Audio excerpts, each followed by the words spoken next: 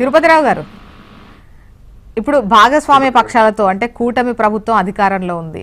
వీళ్ళ ఆశలు నెరవేర్చడంతో పాటు అటు ఇండి కూటమి కూడా కాస్త బలంగా ఉంది. సో గతంలో కన్నా కూడా ఇప్పుడు వీళ్ళకి తీర్చాల్సినవి ఒకటైతే అందరికీ సమ ప్రాధాన్యత ఇవ్వాల్సినటువంటి గతంతో పోలిస్తే ఈసారి కాస్త టాస్క్ బలంగానే ఉన్నట్టుంది మీ ముందు. ఇప్పుడు ఖచ్చితంగా ఇక్కడ రెండు ఒరిస్సా విషయం వరకు తీసుకున్నట్లయితే ఒరిస్సాలో మా గవర్నమెంట్ ఉందండి. ఆంధ్రప్రదేశ్ బీహార్ కు సంబంధించి మరి ఉన్నటువంటి అంశాల్లో ఫస్ట్ ఇది బీహారే ప్రస్తావించేటప్పుడు ఏదైతే ఆంధ్రప్రదేశ్ సంబంధించి ప్రత్యేక ప్యాకేజీకి సంబంధించినటువంటి ఒక ఏదో ఎడ్జ్ ఉందో అది కూడా వారు ప్రస్తావించారు. ప్రత్యేక హోదా లేదా ప్రత్యేక ప్యాకేజీ అనేది ప్రస్తావించడం కూడా వారు కూడా చేశారు. ఆ నేపథ్యంలో అది పెద్ద టాస్క్ అవుతుంది కేంద్ర ప్రభుత్వానికి అని చెప్పేసి మేమైతే భావించట్లా. ఆంధ్రప్రదేశ్ కి సంబంధించి కూడా అందరం ఆశించేది అదే. ఇక్కడ ఇప్పుడు నిజంగా చెప్పాలనేసి అంటే వెనకబడిన జిల్లాల ప్యాకేజ్ వచ్చింది అనుకోండి, అక్కడ తులసిరెడ్డి గారు ఉన్నటువంటి రాయలసీమ, ఇటువైపు తిరుపతిరావు ఉన్నటువంటి ఉత్తరాంధ్రకి బెనిఫిట్ అవుతుంది. మా గొడ్డపేట రామకృష్ణ గారికి దానికి సంబంధించి బెనిఫిట్స్ ఉండవు. ఉదాహరణ చెప్తున్నా. ఇట్లాంటివి కొన్ని కావాలని అయితే కోరుకుంటున్నారు అందరూ. అది కేంద్ర ప్రభుత్వం కూడా నెరవేరుస్తుంది. ఇప్పుడు కూడా ఒక మంచి మాట చెప్పారు. పూర్తిగా ఇవ్వలేదని చెప్పేసి మేము డిఫర్ అవ్వలేదు, కాకపోతే ఇంకా కొంత ఇవ్వాల్సింది ఉంది అని చెప్పేసి డిఫర్ అయ్యామని. ఎస్, డెఫినెట్ గా అది ఆమోదించదగినటువంటి అంశం కదా. రెండోది మినిస్ట్రీకి సంబంధించి కూడా ఇట్లా ఎలా ఉంటది అనేసి అంటే కంపేర్ చేశారు పెద్దలు తులసిరెడ్డి గారు. నేను దాన్ని కాదన్న గాని అక్కడ ఉన్నటువంటి సందర్భానుసారంగా ఆంధ్రప్రదేశ్ రాష్ట్రానికి ఇప్పుడు నాకు ఒక తెలుగుదేశం నాయకులు ఇప్పుడు కాదు, ఈ మినిస్ట్రీలు వచ్చిన కొత్తలో అంటే 4 రోజుల క్రిందటే ఒక ప్రస్తావన వచ్చింది. జస్ట్ ప్రైవేట్ సంభాషణ ఏంటి, తక్కువ మినిస్ట్రీలు ఇచ్చినా సరే చంద్రబాబు నాయుడు గారు ఏం అనలేదు అనేసి అంటే ఒక ఊహాగానాలు వినిపిస్తున్నాయి.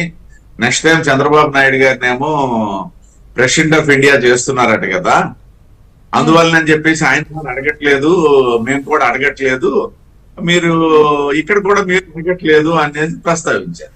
మంచిదేనంటే ఆంధ్రప్రదేశ్ రాష్ట్రం నుండి ఒక senior leader president of India అయితే మంచిదే కదా, మీరెందుకు అంత ఇబ్బంది పడుతుంది, పైగా మీ అధినేతే కదా అన్నాను నేను. అంటే రకరకాల ఊహాగానాలు ఉంటాయి, ఇవన్నీ కరెక్ట్ కాదు. వాస్తవానికి ఏంటంటే అక్కడ ఎన్డీఏ ప్రభుత్వం, ఇక్కడ ఎన్డీఏ ప్రభుత్వం అభివృద్ధి ఎజెండా ముందుకు సాగడం అనేది రెండు దగ్గరలో ఉన్నటువంటిది. ఆ నేపథ్యంలో ఇక్కడ మినిస్ట్రీలు ఎన్నొచ్చాయన్నది కాదు, ఎవరున్నా సరే ఎన్డీఏ పక్షాలే ఉంటాయి. కాబట్టి ఆ సహృద్భ వాతావరణంలో ముందుకెళ్తున్నటువంటి గతంతో కన్నా ఈసారి ఉండేటువంటి బడ్జెట్ పైన మాత్రం ఎక్కువ ఆసక్తి ఉంది, అవునా కదా? అప్పుడు ఒకవేళ మీరు ఏది ఇవ్వాలనుకుంటే అదే, అది ఎంతమంది గీచి గగ్గోలు పెట్టినా కూడా ఇచ్చేటువంటి పరిస్థితి లేదు. బట్ ఇప్పుడు ఆ పరిస్థితి కాదు, కాస్త మీకు మిత్రపక్షాల సపోర్ట్ ఇప్పుడు అవసరమైన సిచ్యువేషన్ లో ఉంది కాబట్టి సో ఆసక్తిగా ఎదురు చూస్తారు. కాదు ఇక్కడ ఒక విషయం అండి, గగ్గోలు పెట్టినా గీచినా అని ఇచ్చేది. ఇందాక రామకృష్ణ గారు మంచి మాట్లాడారు. ఏమి అక్కడ నరేంద్ర మోడీ గారు జేబులో తీయడానికి ఆయన దగ్గర ఏమీ లేదు, లేకపోతే చంద్రబాబు నాయుడు గారు జేబులో తీసుకుని ఇవ్వడానికి ఉండదు కదా.